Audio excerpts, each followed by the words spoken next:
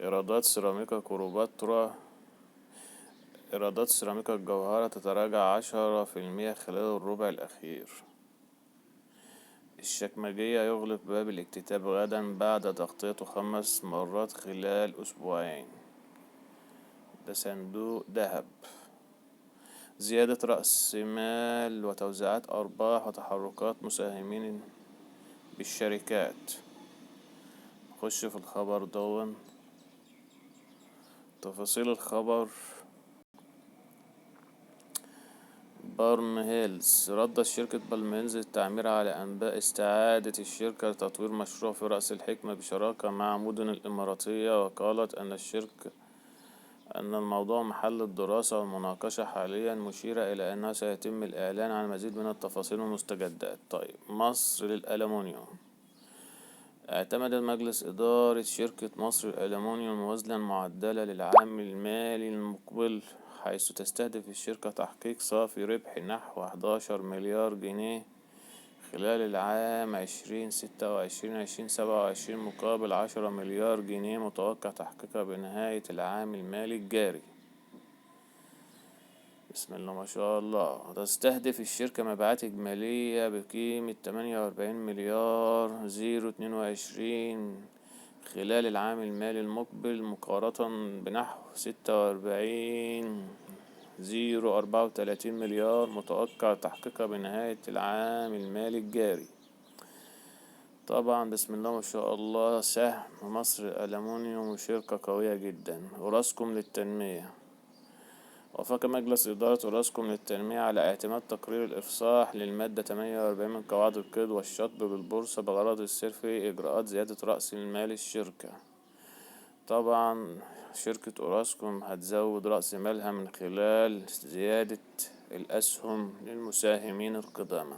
خبر كويس وشركة كويسة. الأهرام للطباعة. أظهرت القوائم المالية لشركة الأهرام للطباعة والتغليف عن 2025 ارتفاع خسائر الشركة بنسبة 355% على أساس سنوي. أهرام للطباعة الشركة بتخسر 355%.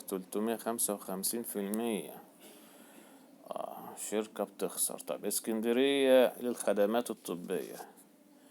قالت الهيئة العامة للرقابة إنه ليس لديها مانع بصفة مبدئية من قيام شركة اسكندرية للخدمات الطبية المركز الطبي الجديد لإسكندرية بنشر دعوى قضاء من المساهمين المرفق صورته الاكتتاب. زيادة رأس مال الشركة بلغ عددها 120 مليون سهم بقيمة اسمية قدرها 1 جنيه للسهم وبدون مصروفات إصدار. اسكندرية للخدمات الطبية زيادة رأس المال اكتتاب. تمام. دلتا للطباعة. وافقت الجمعية العامة العادية لشركة دلتا للطباعة والتغليف على مشروع توزيع الأرباح عام 2025 للقانون، ورد مجلس إدارة كذا يوم الأحد 15 بشأن توزيع أرباح عام 2025. وقالت الشركة أنه بالنسبة للمساهمين يتم توزيع مبلغ وقدره 56 مليون جنيه من نصيب المساهمين بواقع 10 جنيه لا غير لكل سهم. 10 جنيه لكل سهم. دلتا للطباعة. يبقى دلتا للطباعة بتكسب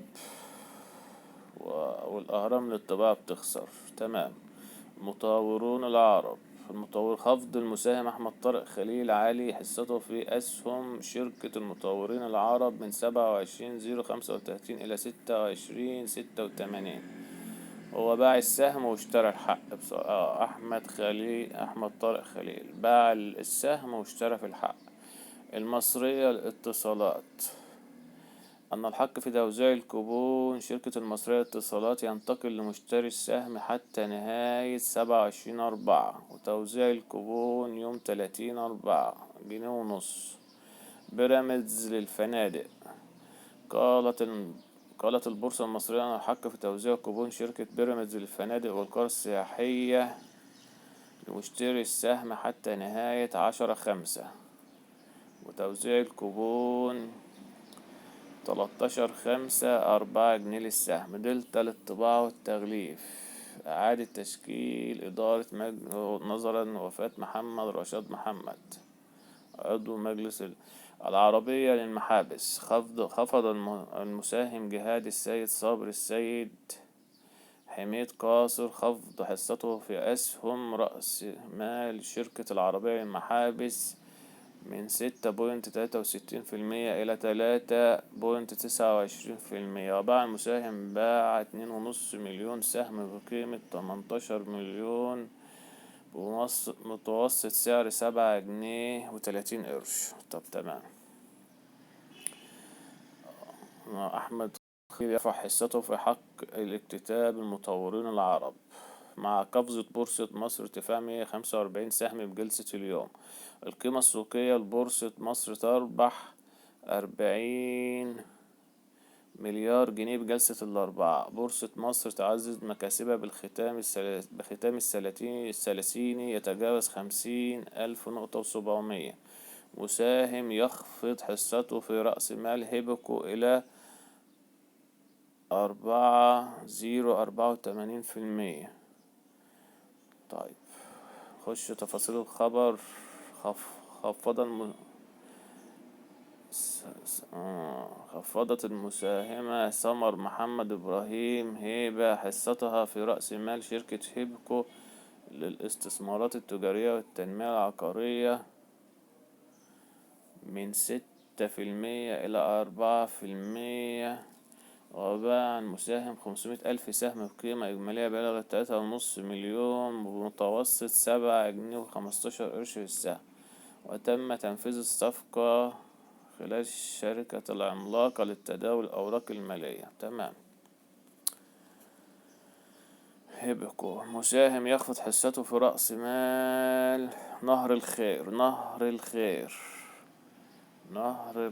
المساهم أمجد عبد الملاك حصته رأس مال شركة نهر الخير التنمية والاستثمار الزراعي والخدمات البيئية من 5.44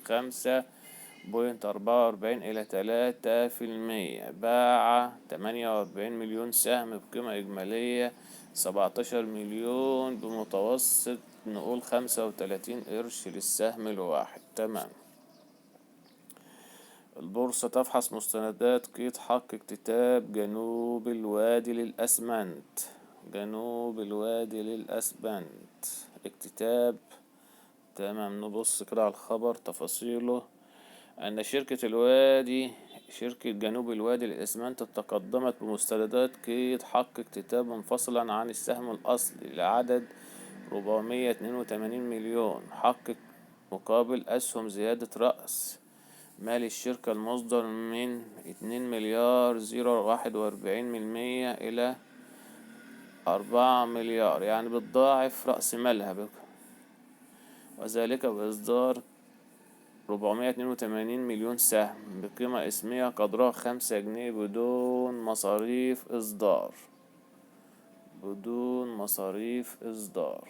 جنوب الوادي. وقالت البورصة في بيان اليوم أن الزيادة تسدد من خلال اكتتاب النقد لقدام المساهمين مع السماح بتداول حق الاكتتاب أسهم الزيادة منفصلا عن السهم الأصلي. جنوب الوادي للأسمنت. أحمد طارق خليل يخفض مال المطورين العرب. طبعا هو باع في السهم واشترى في الحق. بورصة مصر توسع مكاسبها الثلاثيني يقفز أكثر من 1%. أسعار وثائق صناديق الاستثمار. احنا كده النهاردة كده غطينا معظم أهم أخبار البورصة اليوم. شكرا لحضرتك.